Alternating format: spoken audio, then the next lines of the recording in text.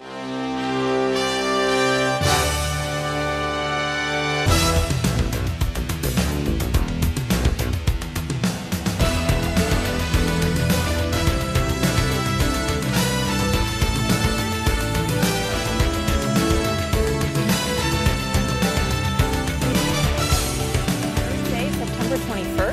this is your coffee break on the HAN network.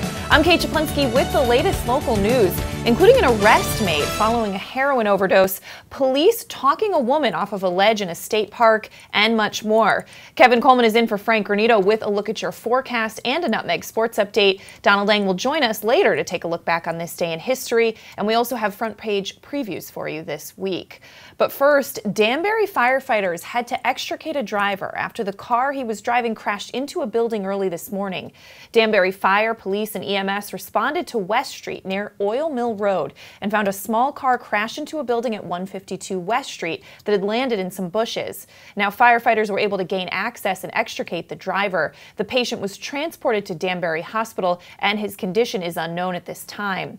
That scene was cleared by about 5:30 this morning, and that accident remains under investigation.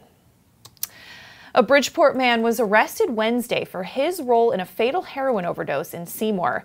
Richard Esteba, also known as Raw, was charged with possession with intent to distribute and distribution of heroin, as well as conspiracy to distribute heroin. Now, both offenses carry a maximum term of imprisonment of 20 years. Officials say the charges stem from an ongoing statewide initiative that's targeting narcotics dealers who distribute heroin, fentanyl, or opioids that cause death or serious injury.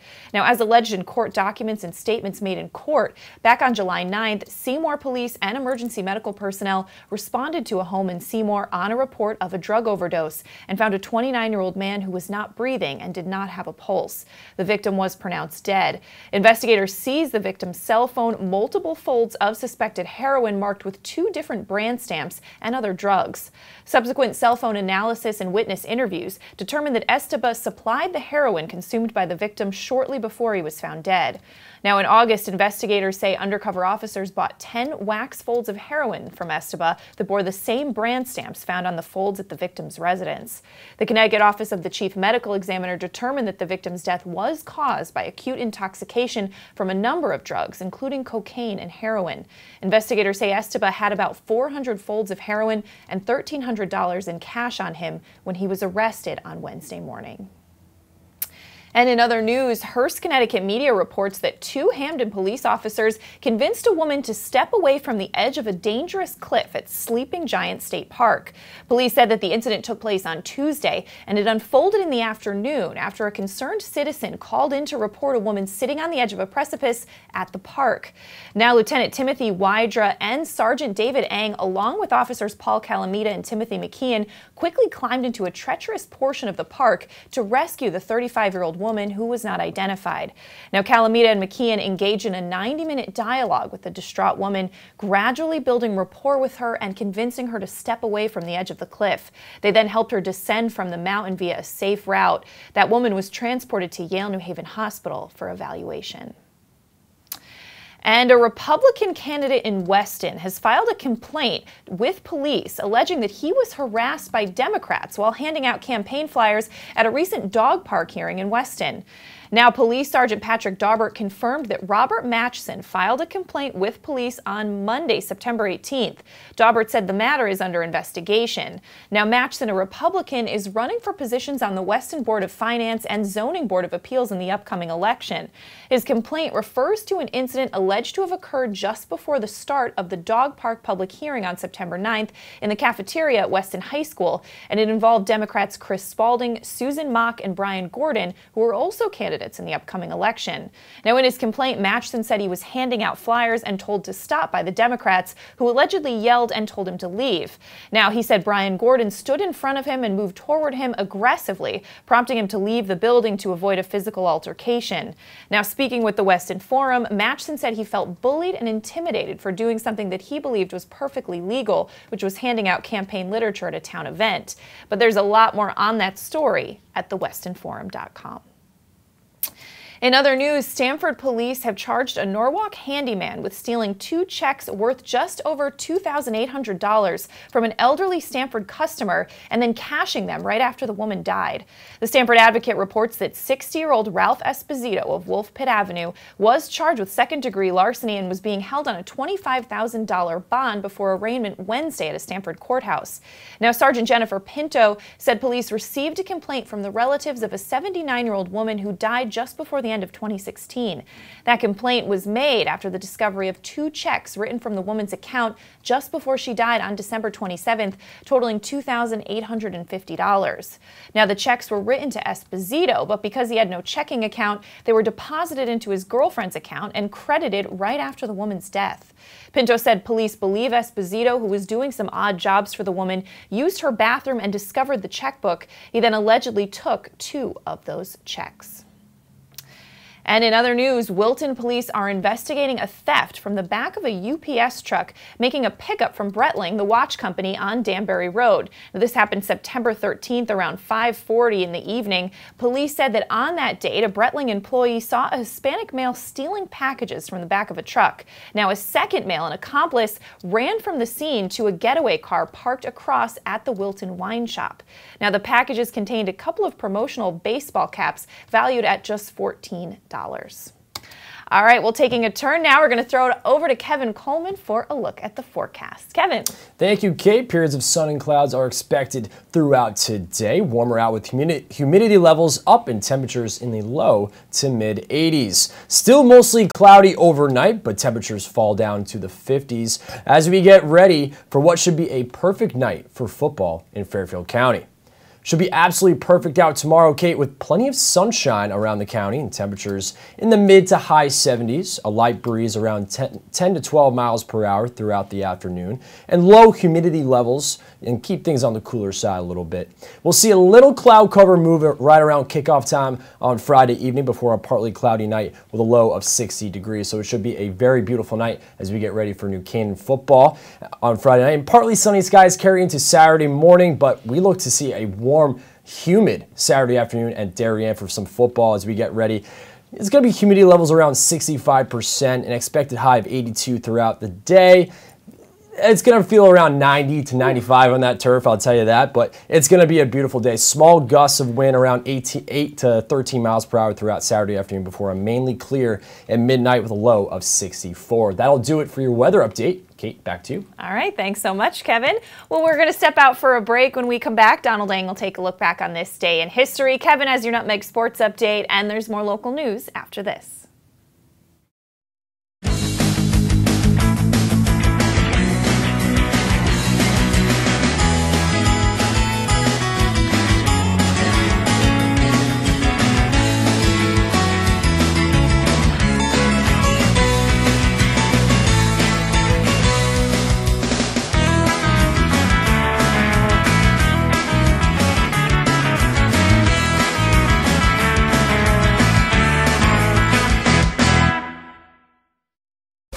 Had a sports injury or slip and fall that needs immediate care? Coastal Orthopedics Walk-In Urgent Care gives you direct access to orthopedic specialists fast without an appointment.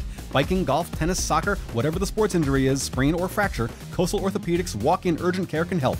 Open 7 days a week now at 3 locations. The iPark Building at 761 Main Avenue, Norwalk, 36 Old Kings Highway South in Darien, or in the Westport Medical Center at 323 Riverside Avenue, Westport. Go to coastalorthoct.com. Like them on Facebook.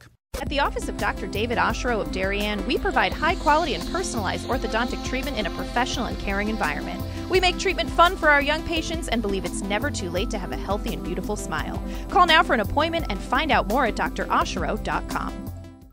The leaves are changing, water temps dropping, and the sun is setting a little earlier each day. But there's still a lot of great boating, fishing, and coast time left before we see the first snow. And above all, remember, it's always summer at the Dock Shop. With loads of new fishing tackle and accessories, clothing, jewelry, and home decor, the Dock Shop is just what you need when you start to feel that New England autumn chill. Boater, beach bum, fisherman, or simply love the New England coast, this is a unique place to shop. The Dock Shop, 51 Tokenique Road, Darien, 609 Riverside Avenue, Westport, dockshop.com.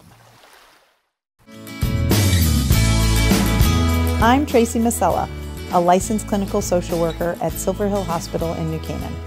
Join me each month as we talk with experts on the front lines of the treatment of mental health and addiction. Straight Talk with Tracy, a Silver Hill Hospital production, airs at 12 p.m. on the second Thursday of each month here on the HAN network. Welcome back to this September 21st edition of your Coffee Break on the HAN Network. I'm Kate Czaplinski, and it's time to throw it over to Donald Eng to take a look back on this day in history. Don. Well, Kate, we got a couple of bipartisan throwback decisions here congressionally, left and right. First, though, we go back to 1937. It was 80 years ago today that J.R.R. Tolkien published The Hobbit. Now, he had written the book as bedtime stories for his children years before, but when it became popular, publishers began clamoring for more Hobbit stories, which led Tolkien to write Lord of the Rings in stages from 1937 to 1949. Now, the reason the two novels are so different in tone is that the Rings books were written for Tolkien's children also, who were by then in their 20s. By the way, the second novel required a rewrite of the first, most notably the Gollum sections of The Hobbit that had to align with the later work. So that was an early example of retcon. 2002, Swedish engineer Niels Bohlin is inducted into the National Engineering Hall of Fame in Akron, actually on the same day that he died of a heart attack. You almost certainly don't know who he is, but you also almost certainly know someone who owes him their life. The Volvo employee in 1959 had invented the modern three-point seatbelt, which cuts your risk of dying in a crash by more than half. As a company, Volvo is fanatical about automotive safety, and when they realized just how effective his design was, they secured an open patent, meaning anyone could use it. They gave the technology away. Even then, it was 15 years before American car makers made them standard. 1996, the Defense of Marriage Act overwhelmingly passes Congress and is signed by President Bill Clinton. The law prohibited federal recognition of same-sex marriage while allowing states to adopt any marital definition of their choosing. At the time, no state had legalized same-sex marriage, and the idea that it seemed to be little more than a political abstraction. But it was 17 years later that Bill Clinton himself would urge the Supreme Court to overturn DOMA, expressing his regret at signing it. Finally, now we go to 1981 for this. So today, I'm pleased to announce that upon completion of all the necessary checks by the Federal Bureau of Investigation, I will send to the Senate the nomination of Judge Sandra Day O'Connor of Arizona Court of Appeals for confirmation as an Associate Justice of the United States Supreme Court. She is truly a person for all seasons, possessing those unique qualities of temperament, fairness, intellectual capacity, and devotion to the public good, which have characterized the 101 brethren who have preceded. Sandra Day O'Connor, who on this date in 1981 was unanimously approved by the U.S. Senate as the first female Supreme Court justice. Now, to see just how unlikely this whole development was, consider this. In 1952, she graduated Stanford Law School third in her class. William Rehnquist actually was the valedictorian. But while Rehnquist received a prestigious Supreme Court clerkship, O'Connor sent out 40 resumes, then took an unpaid position in the San Mateo County Court office when none of the companies she applied to offered her an interview. That is your look back in history for today, September 21st, and I'm Donald Eng. All right, thanks so much, Don. Well, school start times continue to divide the Ridgefield community. A presentation on adolescent sleep research elicited persistent murmurs from a crowd of about 65 residents Monday night at East Ridge Middle School auditorium, with some folks leaving early in apparent frustration over the data provided by sleep physician Dr. Jennifer Papa Cannon. Now, the guest speaker, who was invited to town by the Board of Education, showed research that suggested adolescent children get better sleep later at night than young children. Now, the idea of pushing high school start times back to start later while having elementary or middle school start earlier irked many in the crowd. Cannon fielded questions from parents and attendants for about 45 minutes. A number of parents questioned Cannon's research following her presentation, claiming the physician weighed the needs of high school students over those of elementary school students. But there is a lot more on that story at theridgefieldpress.com.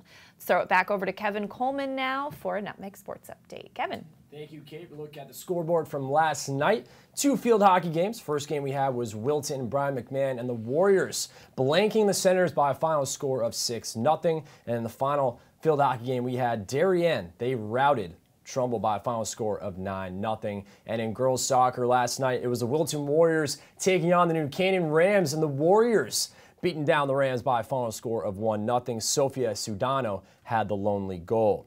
Don't forget to vote for HAN Network's Athlete of the Week by going to live.han.network. 10 FCIAC nominees and from 10 FCIAC schools. As of this moment, Gavin Muir of the Greenwich Cardinals football team leads the way on the male side, and Carson Allsteed of the New Canaan Rams volleyball team is in the lead on the female side. So make sure you go on and vote at live.han.network. Be sure to tune in to Nutmeg Sports today at 2:00 p.m. with myself, Frank Granito, and John Kovac, as we will get you ready for an action-packed football weekend here on the HAN Network. That'll do it for your Nutmeg Sports Update. Kate, back to you. All right, thanks so much, Kevin.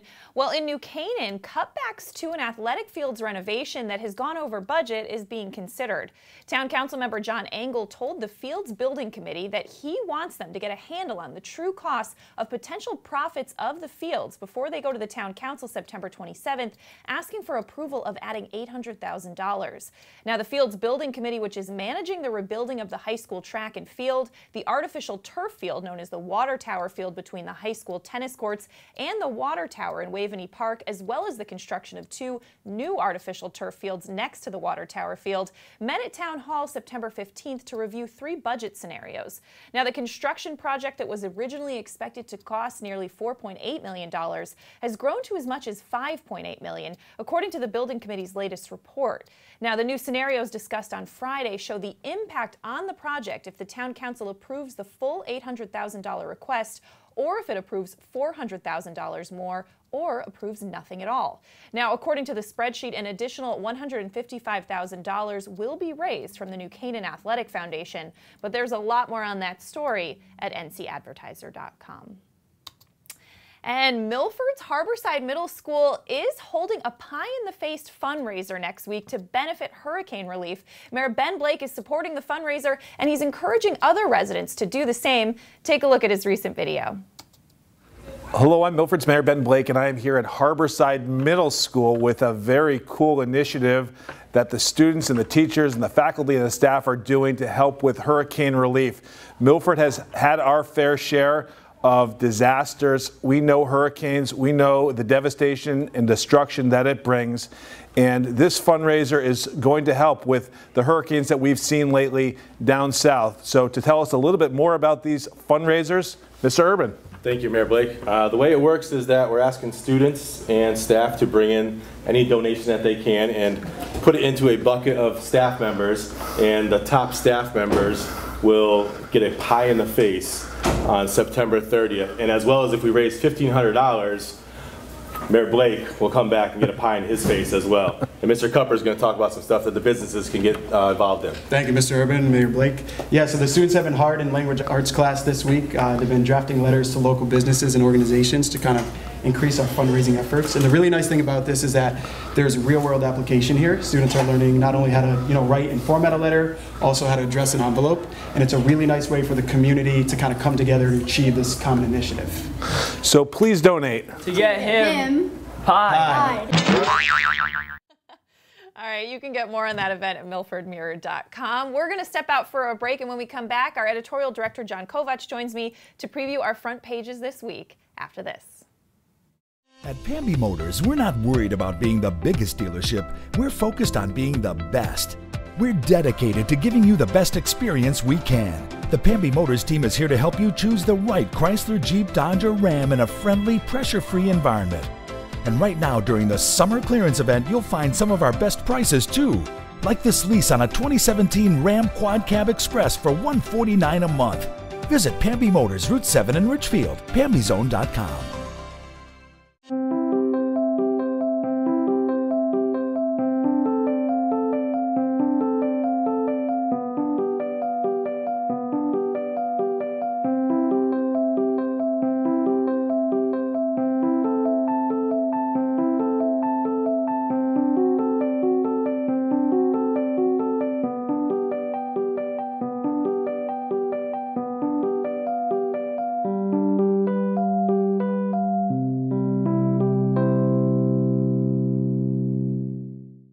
CT City Lacrosse is dedicated to the growth of lacrosse for youth and high school players. Directed by Stanford High head coach Mike Nazaro, we help players reach full potential on and off the field. With an indoor facility in Stanford, we offer year-round training, camps, clinics, and private instruction.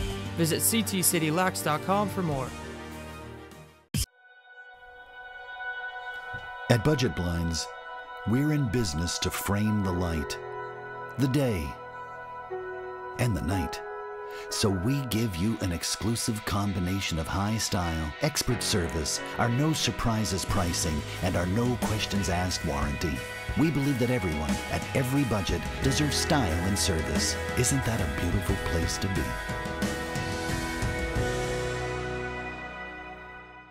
New Canaan Foreign Car. Yes, New Canaan Foreign Car has been servicing all makes of foreign cars for over 50 years. We also buy, sell, and consign cars too.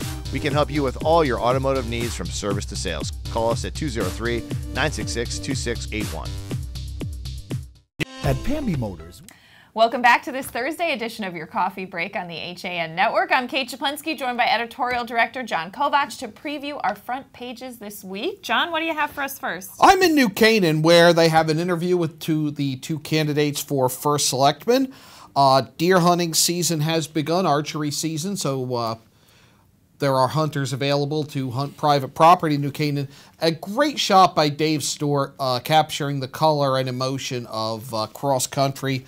A picture of some lights that have been restored at Mead Park, and a preview of our high school football weekend, which we'll talk more about later. That's right. All right, well, I'm taking a look at the Ridgefield Press this week. Now, some big news in Ridgefield is that zoners denied an amendment that would not allow the Ridgefield Winter Club proposal to go forward.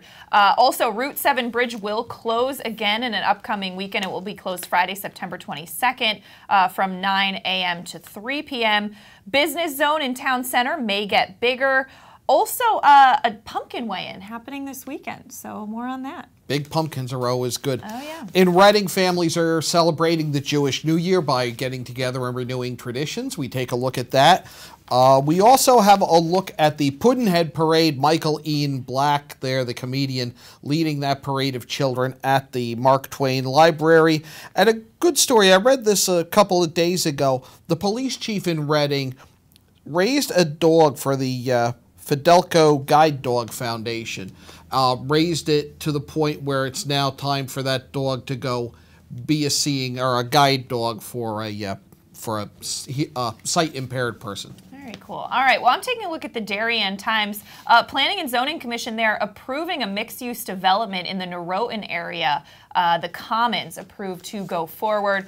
Also, the board naming a newly acquired property, Hecker Woods. And a Darien woman is helping an animal organization in New York City, Best Friends NYC. Very cool. In Weston, a town meeting that was scheduled about a proposed dog park has been canceled. The new police chief, Edwin Henyon, was sworn in. Legislators discussed the ever-changing state budget situation. There's a story that Kate just brought us about a complaint being filed by a political candidate. And a Girl Scout has started a campaign with signs in parking lots to try to prevent vehicular heat stroke. All right, taking a look at the Monroe Courier this week. Nature-inspiring local artist Jonathan Milo. He specializes in fish, wildlife, and outdoor sporting art. John, maybe you should buy something. I've reached out to him. All right, very cool. And an invasive plant removed from the Rails to Trails hiking path in Monroe. Superintendent search begins, and residents share memories of the Great War. Great photo on the Stratford Star from the Stratford Fire Department's open house. Bob Sample, one of our writers, catching that photo of a crowd of people watching as the firefighters demonstrate just how they attack a building fire. Good story there. The possibility of affordable housing on Ferry Boulevard as a plan was denied by P&Z. Downtown Market was an event that was held in the center of Stratford, which is really could be a very vibrant place. That was the idea, to put some attention on that. We'll take a look at that. And tragic news about a Stratford resident who lost his life in a motorcycle accident in Bridgeport. All right, taking a look at the Trumbull Times this week. The Trumbull High School's Golden Eagle Marching Band has new uniforms for the first time in 8 years. Those were donated in memory of Nicole Osborne Bonazzo. Her mother donated the money for those. Also in some of the news this week, Paul Lavoie, candidate for first selectman, saying the more debates, the better. Police seeking a driver who approached children in the yard. Also a similar incident reported in Fairfield around the same time.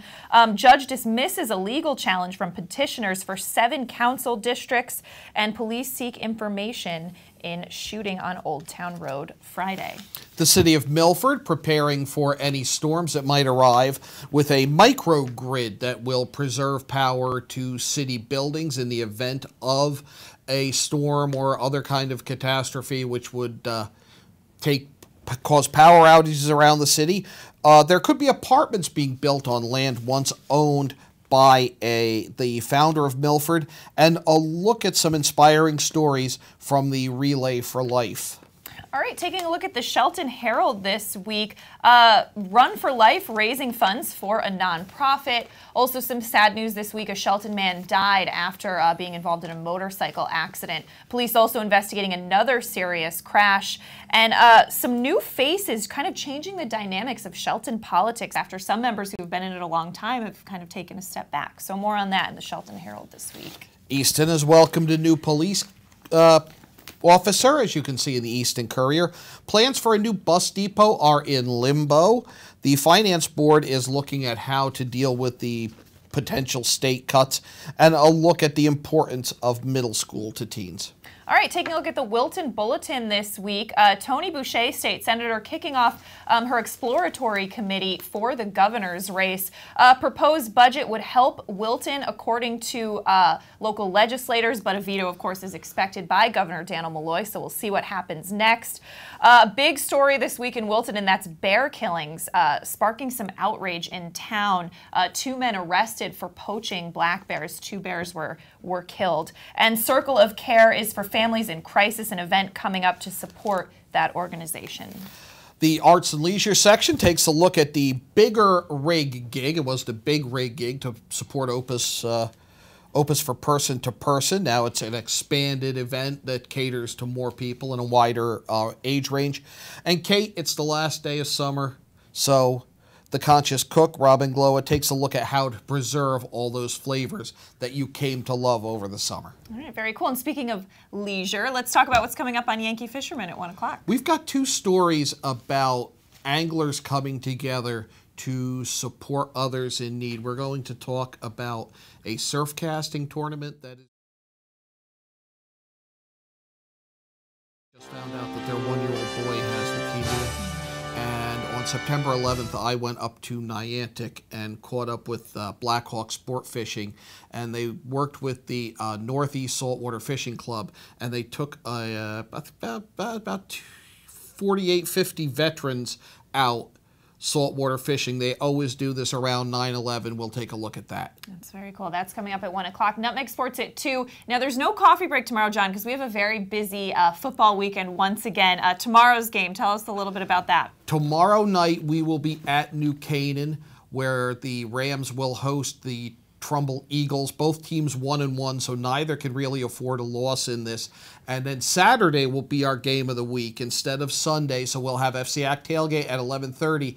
And then at 1:30, number 1 up, you've got Darien, undefeated in 27 straight. St. Joe's, 2-0. They knocked off New Canaan when they were a top-ranked team. Going to be a great matchup, and we'll talk about that on Nutmeg Sports at 2. Yeah, that's going to be a great game. All right, be sure to check out all the action this weekend. We will see you for your coffee break on Monday. Have a great day.